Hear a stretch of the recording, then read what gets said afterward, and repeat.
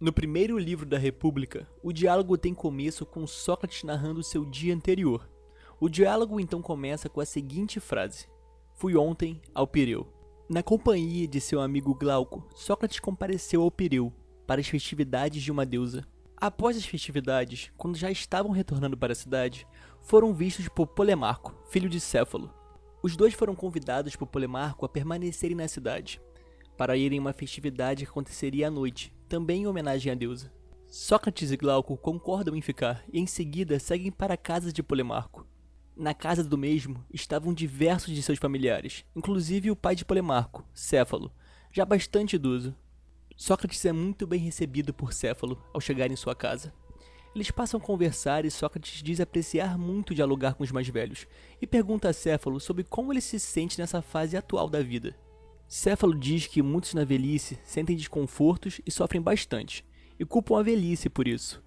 Ele diz que se a velhice fosse realmente a causa de tais problemas, ele também sofreria de tais males, o que não acontece. Sócrates então provoca Céfalo, dizendo que a sua riqueza é o que o faz suportar tão bem a velhice. Céfalo responde dizendo que a tranquilidade com que encara sua velhice é fruto de uma vida justa, e não de uma vida de riqueza material. Por tal motivo, não haveria com que se preocupar com a proximidade de sua morte. Céfalo também diz a Sócrates que a vida justa consiste em dar a cada um o que lhe pertence.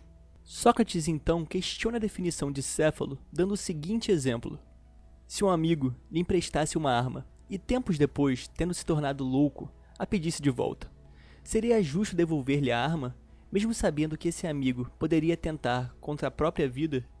Céfalo concorda com Sócrates, e então eles concluem que a justiça não é, em todos os casos, dar a cada um o que lhe pertence. Céfalo então se retira da discussão que visava buscar uma definição para a justiça, e deixa tal missão com seu filho, Polemarco. Polemarco então, após certo tempo de conversa, dá sua definição de justiça. Justiça é fazer bem aos amigos e mal aos inimigos.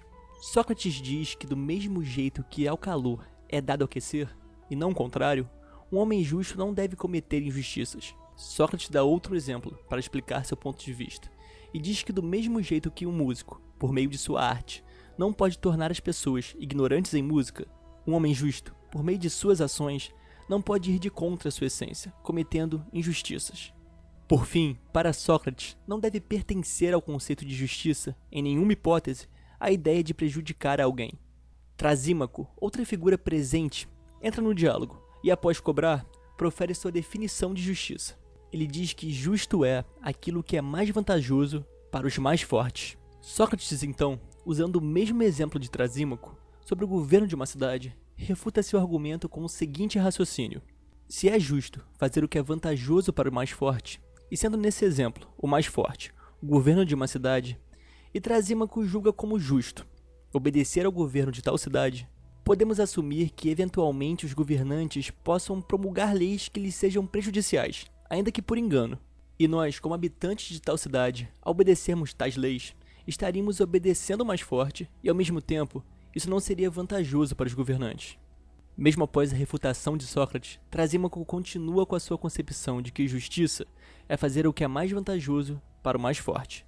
Sócrates então argumenta de outra forma, dizendo que do mesmo modo que um médico não visa proporcionar a sua própria vantagem e sim a vantagem do doente, do mesmo modo, em teoria, os governantes não visam sua própria vantagem, e sim a vantagem dos indivíduos a quem governam. E no decorrer do diálogo, após muita discussão e raciocínios, Trasímaco dá sua segunda definição de justiça. Para ele, a vida injusta é proveitosa, enquanto a vida justa não é.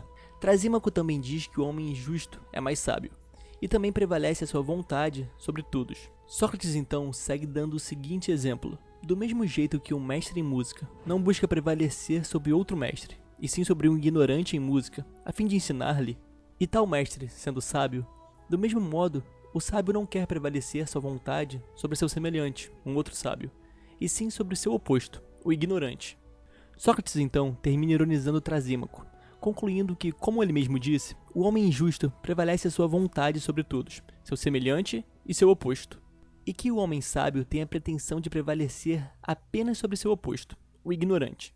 Portanto, nessa linha de raciocínio de Trasímaco, o conhecedor de música é sábio, e o sábio é assumido por ambos como sendo bom. E por isso, consequentemente, justo. E como o justo prevalece apenas sobre seu oposto, o injusto, na fala de Trasímaco, o justo termina por ser bom e sábio, e o injusto, mau e ignorante. No decorrer do diálogo, Sócrates sugere outra hipótese. Se em uma cidade, exército ou até mesmo em um bando de ladrões, existissem atitudes injustas e perversas entre os próprios membros, dificilmente eles iriam obter êxito em seus objetivos.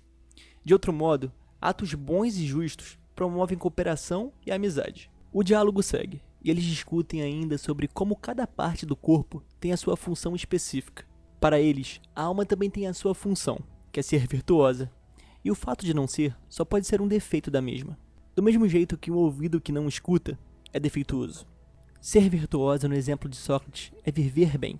Se o homem vive bem e de forma virtuosa, ele é feliz, enquanto o homem que vive de forma não virtuosa vive mal e é infeliz. Ao fim do diálogo, Sócrates conclui que tão pouco definiu o que é justiça.